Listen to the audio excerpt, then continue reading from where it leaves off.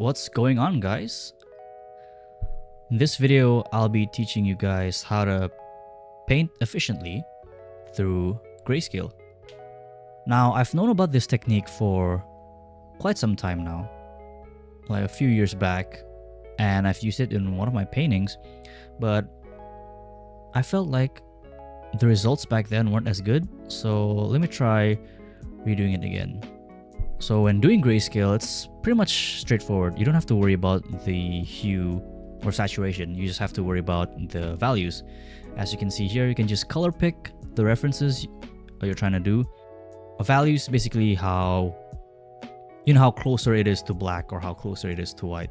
I used a variety of brushes, mainly the chalk brush for the skin. And using this technique may feel boring at first because you don't see any colors. It's just, obviously in Grayscale. But with this technique, you can really focus on the values. Will of course speed up the whole process, so you won't get bombarded with all of these colors. So you can just focus on the textures and the soft and hard shadows. I just skipped the sketch part of this video so it's faster.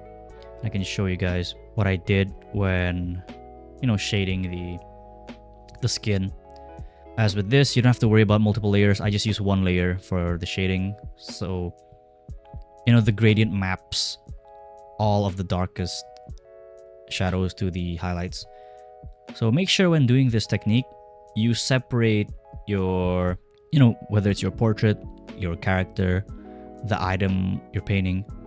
So let's say for this person right here, which is, Tom Hardy with his beard, try to separate the type of colors, because when you're gradient mapping, you're mapping the values to the corresponding hue and saturation.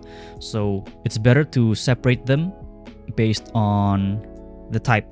So let's say for the skin, you would have one layer. For the hair, you'd have one layer, and for the clothing, if it's a singular color, you could have that as one layer as well. Yeah, I tried fixing the eye here. It's really difficult. It looks like he has a lazy eye, or focusing in two different directions. So yeah, just focus on the values, and painting will be, to be honest, it's quite simpler and much quicker if you painted this in this method. Don't be afraid to go really dark on the darkest shadows, as you can see in Tom Hardy's nostril right here, and I'm doing the ear right now. Yeah, just make sure beforehand you group the parts you want to gradient map with properly. This technique, I'd say you can really save a lot of time.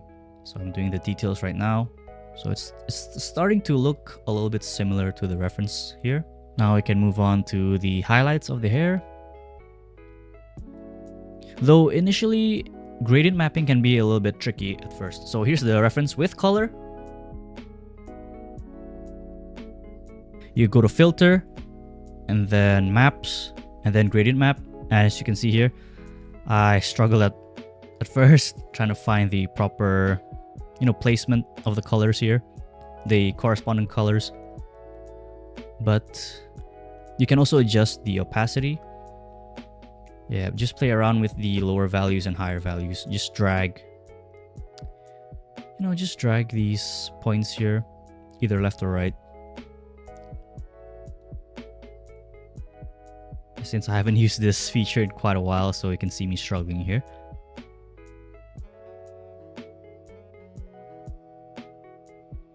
Now once you're satisfied, you can still adjust it. Once you're not satisfied, you can still adjust it with Control U and Control M. Control U, which changes the hue, saturation, or value, as well as Control M, which focuses on the contrast. Now moving on to the skin, you can see it's a very neat and handy tool, as it saves you a significant amount of time. So here, just playing around with the warm skin tone of Tom Brady in this shot, in this portrait, sorry.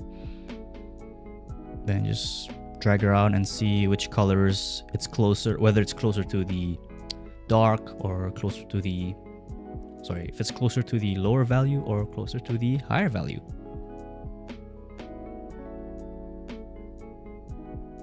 You know, in some parts of his, his beard looks a little bit more red than his hair.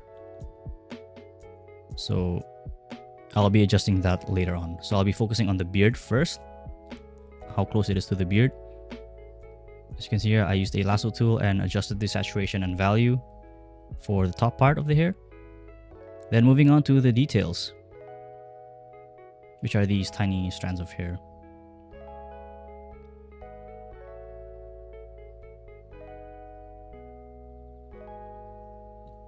Then moving on to the eyes, this is quite of the tricky part because I accidentally merged the pupil and iris to the entire eye.